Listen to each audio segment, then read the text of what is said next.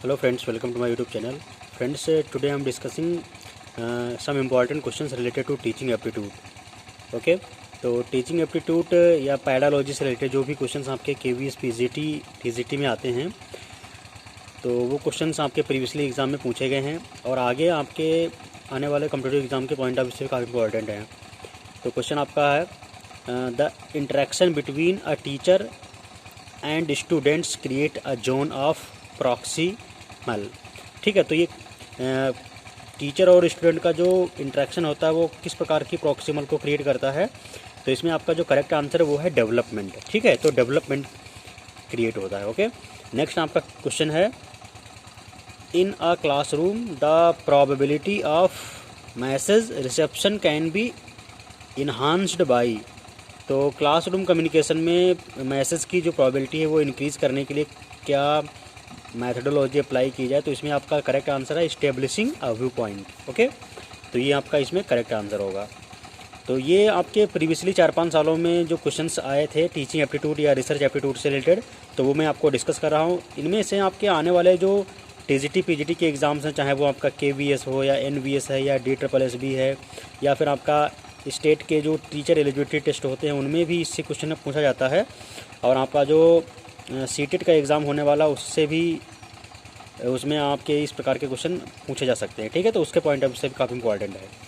अगला क्वेश्चन आपका है which of the following universities has received the visitors award for the best central university in India in February 2017। तो इसमें आपका Jawaharlal Nehru university, जिसका नाम JNU शॉर्ट में बोलते हैं, तो जवाहरलाल नेहरू को ये अवार्ड मिला था। ठीक है, विजिटर्स अवार्ड। अगला क्वेश्चन आपका है a good communicator begins his her presentation with a. तो इसमें आपका करेक्ट आंसर है आइस ब्रेकर। ठीक है, अगला क्वेश्चन है positive classroom communication leads to. तो इसमें आपका जो करेक्ट आंसर है वो है परसुएशन। ओके, नेक्स्ट आपका क्वेश्चन है classroom communication is the basis of. तो क्लासरूम कम्युनिकेशन किस चीज़ की बेसिक है, तो वो आपकी सोशल आइडेंटिटी की बेसिक है। ओके, नेक्स्ट क्वेश्चन आपका है effective communication pre spouses.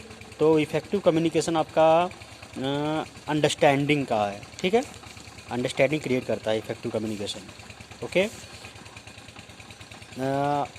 Question 17 है the typical feature of an information rich classroom lecture is in the nature of.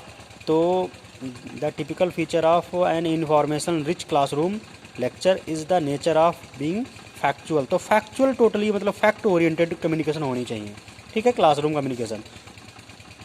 Okay, next आपका क्वेश्चन है effectiveness of teaching has to be judged in the terms of. तो इसमें आपका correct answer है learning outcomes of students. ठीक है, तो students की जो लर्निंग आउटकम है उस पर डिपेंड करता है। नेक्स्ट क्वेश्चन है in which teaching method learners participation is made optimal and proactive.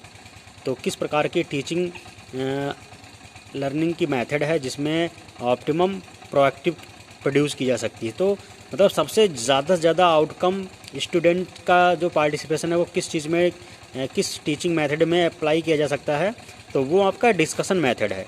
ठीक है, टीचिंग का ऐसा मेथड है डिस्कशन मेथड जिसमें ज़्यादा से ज़्यादा क्लासरूम के जो स्टूडेंट्स हैं वो पार्टिसिपेशन कर सकते हैं।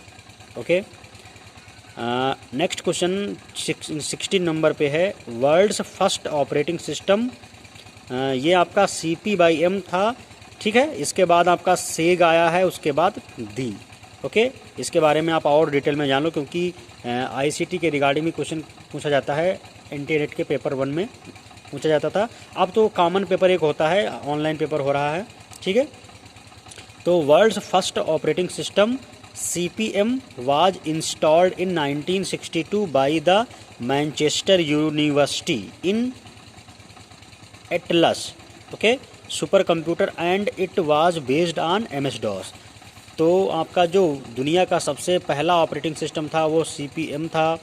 ठीक है, और ये आपका 1962 ईस्वी में मैनचेस्टर यूनिवर्सिटी जो कि एटलस में है उस वहाँ पे सुपर कंप्यूटर में इंस्टॉल किया गया था, जो कि माइक्रोसॉफ्ट डिस्क ऑपरेटिंग सिस्टम पे बेस्ड था। ठीक है, अगला क्वेश्चन आपका है two phase protocol in a database management system is, तो इसमें जो करेक्ट आंसर है वो है a concurrency mechanism that is not deadlock free. तो ये आपका करेक्ट आंसर है। अगला क्वेश्चन है peephole optimization is a form of, correct answer है C consistent optimization folding. Next question, loading operating system from secondary memory to primary memory is called, तो secondary memory से primary memory में जब operating system load होता है तो उस चीज़ को क्या बोलते हैं, उसको बूटिंग बोलते हैं। ओके। अगला क्वेश्चन है round robin is one of the preemptive scheduling algorithm, तो ऐसी कौन सी एल्गोरिदम है जो प्रीइम्प्टिव है, तो राउंड रॉबिन इसका बेस्ट एग्जांपल है। तो इसमें fill in the blank question था, तो यहाँ पे आपका फिल करने को आएगा, यहाँ फिल किया गया था, आपका करेक्ट है रॉबिन, राउंड रॉबिन। ठीक है, इसको आर शेड्यूलिंग भी बोलते हैं। तो इस प्रकार के जो क्वेश्चन मेरे पास थे ये ड्यूरिंग एनडीए नेट की प्रिपरेशन में मैंने नोट्स बना रखे थे, तो मुझे लगा कि आप लोगों को शेयर कर देना चाहिए, क्योंकि ये क्वेश्चंस आपके अपकमिंग एग्ज़ाम के पॉइंट ऑफ व्यू से काफ़ी इंपॉर्टेंट हैं।